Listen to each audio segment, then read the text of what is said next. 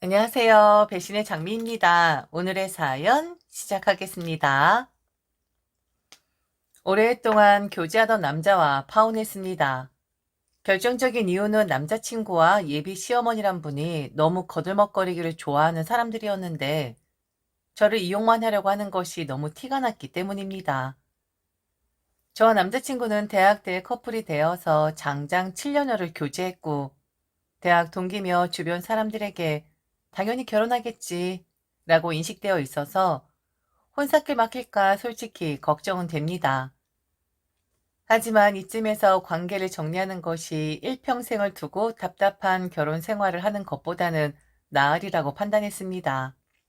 결혼 전부터도 저와 저의 집을 무시하는 남자친구와 그의 한술 더 떠서 친정보다는 시댁의 부흥에 최선을 다하는 것이 아내로서 며느리로서의 도리라고 하는 구시대적 인간들에게서 벗어나는 것이 옳다고 생각을 했습니다. 저는 제가 옳다고 생각하는데 다른 분들은 어떨지는 진짜 모르겠네요. 저의 파혼 사연을 간략하게 들어놓아 볼 텐데 제가 너무 성급하고 어리석은 결정을 했다면 그냥 막 꾸짖어 주시기를 부탁드릴게요. 어릴 때 저희 집은 그렇게 잘 사는 집은 아니었습니다. 그렇지만 크게 돈 걱정 없이 화목했습니다. 친할아버지와 아버지, 어머니, 그리고 저. 이렇게 오랜 시간을 같이 살았는데 저 어릴 때는 진짜 집에 웃음소리가 끊이질 않았습니다. 당시 할아버지는 오래된 프라이드라는 자동차를 타고 양평에 있는 농원으로 매일같이 농사를 지으러 다니셨고 아버지는 전기 공사를 하는 기술자였습니다. 엄마는 집에서 멀지 않은 경륜장에서 오랜 동안 청소 일을 하셨습니다. 가족들 모두 힘들게 돈을 벌고 일하는 모습을 보고 커왔는데 그분들이 또 그렇게 검소한 분들이었습니다. 창피하지만 저희 집 가훈이 절약만이 살 길이다 였습니다. 초등학교 때는 못 모르고 학교에 가져다 냈는데 중학교 때는 앞뒤 다 빼고 가훈을 근검, 절약이라고 소개하곤 했었죠.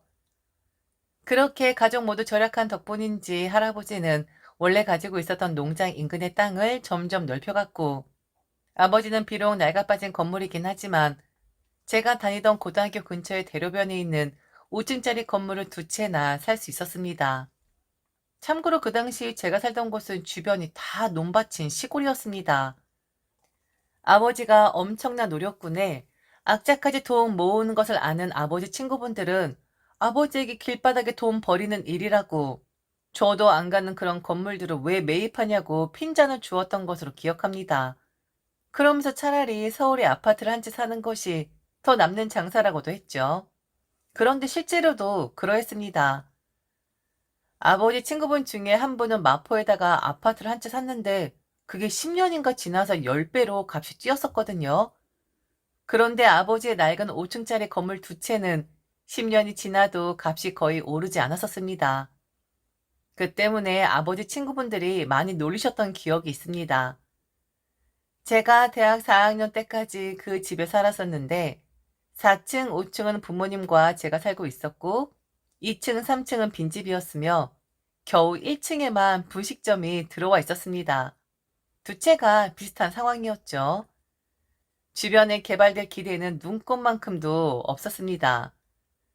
할아버지가 돌아가시고 아버지가 할아버지 뒤를 이어서 양평으로 농사를 다니셨죠. 기름값 아깝다면서 50cc 오토바이를 타고 다니셨는데 비가 오거나 눈이 오는 날은 하우스에서 주무셨죠. 저희 아버지지만 정말 악착 같으신 분입니다. 저는 그런 집에서 자라왔습니다. 그러니 저도 자연스럽게 검소할 수밖에 없었죠. 늘 청바지에 단색 티셔츠를 입고 다녔고 한 번 산 운동화는 최소한 10번은 넘게 빨아서 신고 다녔었죠. 근데 저는 그게 부끄러운 줄 모르고 다녔습니다. 집안의 가훈처럼 절약만이 살 길이다 라는 것이 늘 머릿속에 함께 했었거든요. 그런 저를 좋아해 주던 남자가 있었고 저도 그 남자를 너무나 좋아했고 7년 동안 사귀게 되었던 것이죠. 남자친구가 저에게 늘 하던 말이 있었어요. 너는 청바지에 흰색 티셔츠가 제일 잘 어울려. 라고 말이죠. 남자친구는 대학을 졸업하고 메이저 은행에 취직을 했고 저는 제법 괜찮은 회사에 재무직으로 취직을 했습니다. 은행에 취직한 남자친구가 돈을 더 많이 벌긴 했습니다. 어느 순간부터 좋은 옷에 좋은 차를 탔고 명품 신발에 옷 등을 걸치고 다니더라고요. 그러면서 저에게 핀잔을 주는 횟수가 많아졌습니다. 옷 좀 사 입어라. 네가 맨날 첫날 대학생인 줄 알아? 우리 나이 때 청바지 흰 티는 너무 민폐 아니냐? 너도 머리 염색도 좀 하고 무엇보다 그 안경 좀 벗으면 안 돼? 요즘 라식도 많이 한다던데. 같이 다니기 좀 창피할 때가 있어. 언제는 청바지에 흰 티가 제일 잘 어울리고 저의 수수한 모습이 좋다고 해놓고서는 외모에 지적질을 하기 시작하더라고요. 사실 저는 월급을 저축하고 모으는 데 재미가 있지, 뭐 꾸미고 하는 것은 어색하더라고요. 남자친구 말에 자존심도 상하긴 했지만 여전히 스쿠터를 타고 양평까지 먼 거리를 오가면서 농사일을 하는 아버지나 여전히 경륜장을 다니면서 청소일을 하는 엄마를 보면 제가 좋은 옷에 좋은 액세서리를 하는 것은 사치라고 생각되었습니다. 그리고 저는 취업하면서 목표가 몇 가지 있었죠. 아버지를 위해서 멋진 차 한 대 구입해 드리기, 그리고 엄마를 위해서는 명품 가방 사 드리기, 마지막으로 저를 위해서는 북유럽 일주해 보기가 그것이었습니다. 실제로 취업하고 2년 만에 아버지에게 아반땡이라는 차를 사드렸고 엄마에게는 루이땡땡이라는 가방을 사드리고 말았죠. 남자친구에게 이야기하진 않았는데 하도 저보고 짠순이니 왜 이렇게 궁상이니 해서 아버지 차 사드리고 엄마 명품백 해줬다고 하니까 엄청 화를 내더라고요. 그걸 네가 왜 해? 부모님 돈 없으셔? 설마 했는데 네가 다 봉양해 드려야 하는 거야? 결혼하고 나서도? 너희 집 그래도 좀 산다고 안 했나? 부모님은 위층에 사시고 너는 아래층에 산다면서. 그러면 집이 최소한 두 채라는 거잖아. 그건 그렇다 치더라도 그럼 나는 아무것도 없어? 너랑 몇 년을 사귀었는데 맨날 편지 그런 거 말고 나도 좀 좋은 것 좀 해줘. 너네 회사도 월급 잘 나오잖아. 넌 나한테만 너무 짠술처럼 구는 거 아니냐? 난 너랑 결혼까지 생각하고 있는데 나만 그렇게 생각했나 보다. 섭섭하다, 섭섭해. 그때 남자친구 말에 화가 나더라고요. 저희가 교제하고 난 이후로 저는 데이트를 해도 항상 절반 정도는 부담을 했고 남자친구 차 타고 나갈 때면 항상 기름은 제가 넣어줬거든요. 그리고 남자친구도 제게 엄청 좋은 선물 해준 적 단연코 없었습니다. 받는 것도 부담스러워서 선물 사준다고 백화점 가자고 할 때 동대문에 있는 쇼핑몰 갔었고요. 자기 성과급 받았다고 가지고 싶은 거 있으면 말하라고 할 때 저희 둘에게 기념이 될 만한 장식품이나 나누어 지낼 수 있는 소품 같은 거 샀습니다. 비싸지 않은 걸로 말이죠. 그런데 자기는 저에게 엄청 돈을 쓴다는 식으로 이야기하더라고요. 그게 첫 번째 위기였던 것 같습니다. 한 열흘 동안 제가 삐쳐서 연락을 안 했었죠. 그런데 생각해보니 남자친구는 자기 수입이나 직업에 맞게 좋은 옷 입고 좋은 차 타는 건데 제가 너무 궁상스러운 여자친구가 아니었나? 반성이 들더라고요. 그래서 남자친구 말대로 진짜 좋은 선물 하나 해주면서 제가 먼저 화해 신청했었죠. 그때 해준 선물이 엄마 사준 가방 정도 값하는 시계였습니다. 제가 선물 내밀면서 사과하자 남자친구는 진짜 좋아했었고 자기도 많이 반성했다면서 앞으로 더 저를 사랑하겠노라고 하더라고요. 비 온 뒤에 땅이 굳는다고 저 또한 남자친구에 대한 사랑과 좋아함이 더 단단해졌습니다. 남자친구가 약간 허세는 부릴 줄 알아도 사람이 악한 사람은 아니었거든요. 저보다 잘나고 예쁜 여자들도 주변에 많았었는데 눈길 한번 준 적은 없었던 것 같아요. 그렇게 저희는 사랑을 이어갔고 둘의 나이 30이 되자 결혼 이야기가 오고 갔습니다. 그런데 그때 즈음에 남자친구의 아버지가 다니던 회사에서 정년을 준비하신다면서 프랜차이즈 사업을 준비하신다고 하더라고요. 그것도 제가 사는 동네 말이죠. 제가 사는 동네는 그야말로 상점벽해라고 할 만큼 엄청나게 발전했습니다. 그 옛날 잠실 뽕밭에 엄청난 건물들이 들어선 것만큼 신도시가 되었죠. 그 덕분에 저희 집도 혜택을 보기는 했었을 무렵이었습니다. 여하튼 남자친구 아버지가 정년 이후에 노후 준비를 위해 프랜차이즈 사업을 준비 중인데 저희 동네에 가게를 낼 거라고 하더라고요. 그러면서 넌지시 제게 엉뚱한 것을 물어보는데 그때 정남이가 좀 떨어졌었죠. 네가 사는 동네 말이야. 집값이며 땅값이며 미친 듯이 올랐던데 혹시 부모님 동네 땅 사두시거나 그런 거 없어? 그 동네 토박이들은 엄청 돈 벌었다던데. 너희 부모님은 투자는 잘 모르셨나 보다. 그치? 아깝다, 아까워. 너도 참 어째 인생이 좀 박복한 것 같다. 무슨 근거로 내가 박복하다는 거야? 우리 부모님 건강하시고 아버진 아직도 매일같이 농사 다니실 만큼 부지런하시고 엄마도 아직 경제활동하고 계시거든? 그리고 서로 우리 부모님이 신도시에 땅을 가지고 있다고 한들 그게 내 것은 아니잖아. 우리 부모님 거지. 내가 박복하다고 평가받을 이유가 뭐가 있어? 그때 남자친구는 한숨 팍 쉬면서 자기는 당연히 그런 행운을 생각해 본 적 없는데 주변에서 제가 그 동네 사니까 한번 확인해 보라고 했다고 둘러대더라고요. 저는 그런 속물 같은 친구들 만나지 말고 근검절약해서 부자 될 생각이나 하라고 충고해 주었습니다. 그랬더니 남자친구가 픽 하면서 우리 엄마가 물어보라고 그랬다. 우리 엄마가 속물이냐? 이러면서 화를 내더라고요. 차마 남자친구 어머니를 비난할 수 없었던 저는 입을 꾹 다물곤 있었으나 마음 한구석에서 한 번도 뵌 적 없는 남자친구의 어머니가 비호감으로 낙인되었던 것 같습니다. 그 뒤로도 남자친구는 저희 집 호구조사를 좀 하더라고요. 결혼이 목전에 다가왔다는 생각이 들었죠. 어느 주말에 남자친구는 저희 데이트 장소에 그의 어머니를 모셔왔더라고요. 제게 상의도 없이 말이죠. 놀랍고 어색하고 평소처럼 옷 입은 것도 창피하고 그랬네요. 남자친구 옆구리 찌르면서 말을 했죠. 미리 언제 좀 주지. 그럼 옷도 좀 제대로 입고 나왔을 거 아니야. 너는 맨날 청바지 단색 입는데 거기서 꾸민데 뭐가 달라지냐? 너 옷 사는 거 아까워하잖아. 그리고 그 모습이 수수하고 이뻐.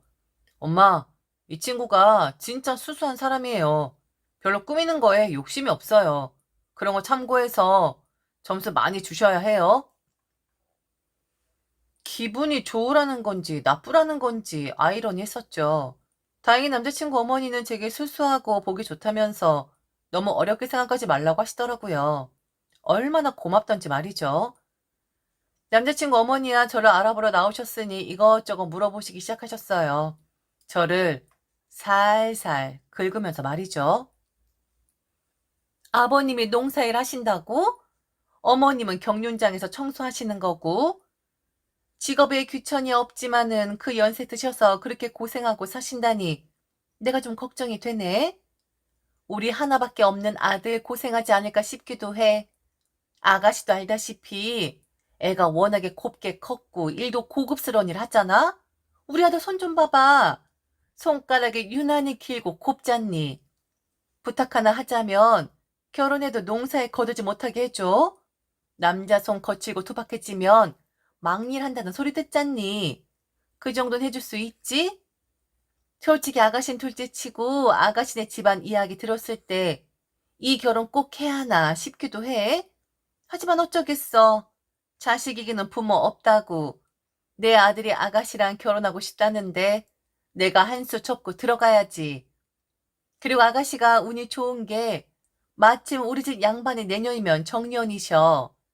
정년 되기 전에 결혼시켜야지 하객들도 많이 오거든. 이래저래 우리 쪽도 시간이 촉박해.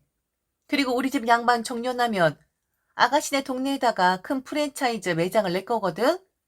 그때 가면 또 이래저래 정신없을 테니 결혼식도 서둘러야지 싶어. 그리고 그때 가서 어머니만 괜찮으시다면 우리 매장에 와서 일하셔도 괜찮을 듯 싶어. 요즘 시니어 근로자 채용하는 매장도 많다고 하더라고. 오신다면 내가 힘들 일 시키게 하겠니? 여하튼 아가씨가 워낙에 검소하고 부모님도 열심히 사신다고 하니까 다른 걱정은 안 할게. 우리 아들 힘들게만 하지 말아줘. 무슨 개 풀 뜯어먹는 소리를 하시는가 싶었습니다. 남자친구 어머니 말씀은 제가 마음에는 안 들지만 남자친구 아버지가 정년이 얼마 안 남으셨기 때문에 울며 겨자 먹기식으로 결혼을 시킨다는 뜻이었고, 우리 부모님은 막리라는 사람들이라고 폄훼함이 분명했고, 하다못해 저희 엄마 보고 예비시대 가게에 와서 일하라뇨? 이게 말이 되는 소리인가 싶더라고요. 오해가 있어도 한참 오해가 있는데 바로 잡아야겠다 싶었습니다. 그런데 옆에 있던 남자친구가 헷가닥했는지 엉뚱한 소리를 하는 겁니다. 우리 부모님 생각은 우리가 결혼하면 같이 살았으면 하셔. 그리고 이건 진짜 선의로 말하는 것인데 너희 부모님 두 분 다 우리 아버지 매장에서 일하셔도 괜찮겠다 싶어. 돈도 안 되는 농사일이나 청소일 하지 마시고 두 분 것처럼 관리하시면 어떨까 싶네. 그럼 솔직히 먹고 사시는 데엔 지장 없을 만큼 돈 드릴 테니까 우리가 굳이 봉양 안 해도 되고 말이야. 그래서 세가 비싸도 너희 동네에 가장 좋은 아파트 단지촌 앞에다가 가게 내는 거야. 이거 솔직히 우리 집 배려다. 그러니까 내가 고마우면 우리 부모님한테 조금만 더 잘해줬으면 좋겠어. 그 정도 기브앤테이크는 할 수 있지? 몸이 부르르 떨리더라고요. 7년 동안이나 사귀었던 남자친구가 맞나 싶기도 하고 저희 집에 대해 잘 알지도 못하면서 겉모습만 보고 동정받을 만큼 가난하다고 취급하는 게 어이가 없었습니다. 더군다나 제가 번 돈은 친정을 위해 쓰지 말고 자기들을 위해 쓰라는 말도 거침없이 했었죠. 거기에 결정적으로 남자친구 어머니가 한마디 더 하더라고요. 나도 우리 친정에서는 귀한 딸이고 여자지만 여자는 결혼하면 출가 외인이라고 한다. 결혼하면 친정보다는 시댁에 더욱 정성을 기울여야 한다는 말이야. 그래도 너는 우리 같은 사람을 만나서 얼마나 운이 좋니? 내 아들 고생 좀 덜 하라고 우리가 진짜 신경 많이 쓰고 있어. 특히 어려운 형편의 처가 때문에 마음고생 많은 사람들 많이 봐서 걱정이 많았어. 너도 알다시피 여자가 결혼하고 친정에다가 돈 빼돌리면 그것 때문에 남자들이 지 마누라에 정 못 붙이고 바람나고 그러는 거 아니겠니? 그거 미연에 방지하고자 우리가 좀 마음 넓게 쓰기로 했다. 그게 고마우면 우리 아들이나 잘 챙겨줘. 그거면 된다 우리는. 우리가 이렇게 쿨한 집안이야? 그러면서 해맑게 웃으시는데 진짜 유구무원이었습니다. 저는 아무 말도 할 수 없었어요. 그냥 조용히 일어나 자리를 박차고 나왔죠. 붙잡는 남자친구를 뿌리치고 도망치다 나왔습니다. 빨리 그 자리를 떠나야겠더라고요. 엄청 큰 소똥을 밟은 느낌이랄까요? 남자친구에게 헤어지자고 문자 보내놓고 차단해 버렸습니다. 눈곱만큼도 미련이 안 남더라고요. 그렇게 한 달쯤 지났을 때 운명도 이런 운명이 있는가 보죠. 전 남자친구와 그의 부모님을 저희 집에서 맞닥뜨리게 되었습니다. 엄밀히 말하면 아버지 건물의 1층 임대 매장에서 말이죠. 모른 체 하려고 지나가려고 했지만 전 남자친구의 어머니가 저를 알아보신 듯 했습니다. 저기 나 알죠? 라고 먼저 말을 걸더라고요. 무뚝뚝하게 안녕하세요 라고 인사를 하니 저희 부모님은 혹시 아시는 분이냐고 아니 이런 일이 다 있냐고 우리 딸을 어찌 아냐고 웃으시는 겁니다. 전 남자친구의 어머니도 웃으면서 이런 인연이 다 있냐고 여기가 저희가 임자이지 않냐고 세상 좁다고 하더니 이렇게 좁을 수가 있는 거냐며 호들갑을 떠는 겁니다. 저는 분명히 전 남자친구와 아름답게 헤어진 게 아니었거든요. 아주 거지 같은 기분으로 실제로 저런 사람과 저희 부모님 거지 취급 당하면서 그렇게 헤어졌었는데 저렇게 웃는 꼴이라니 참 우습더라고요. 얼른 와서 앉아보라는 부모님, 저를 옆으로 끌면서 잘 지냈냐고 하는 전 남자친구의 엄마, 뭐 분위기 이상하게 돌아가더라고요. 사장님, 여기 탐내는 사람 많다고 하던데 저희한테 내어주시죠. 아니 이것도 다 인연 아닙니까? 곱다 곱다 했었는데 어머니를 꼭 닮았네요. 어쩜 이렇게 곱고 귀티가 날 수가 있나요? 참 어여쁜 따님이시네요. 어떻게 아는 것이냐는 부모님의 말에는 대답도 안 한 채 계속 제 칭찬만 하더라고요. 저보고 귀하게 자란 티가 난다나 어쩐다나. 건물주 딸이니까 자기들이 아쉬운 자리니까 아마 제가 그리 보였었나 봅니다. 자기 같은 사람들 만난 거 운 좋은 거 아니냐고 얼마 전에 제 앞에서 이야기했었던 사람들이었으면서 제가 귀티나는 게 아니라 아드님이 귀티나는 거겠죠. 곱게 키우셨다면서요. 이분들, 전 남자친구 부모님이야. 이렇게 뵙네요. 그런데 여기로 만족하시겠어요?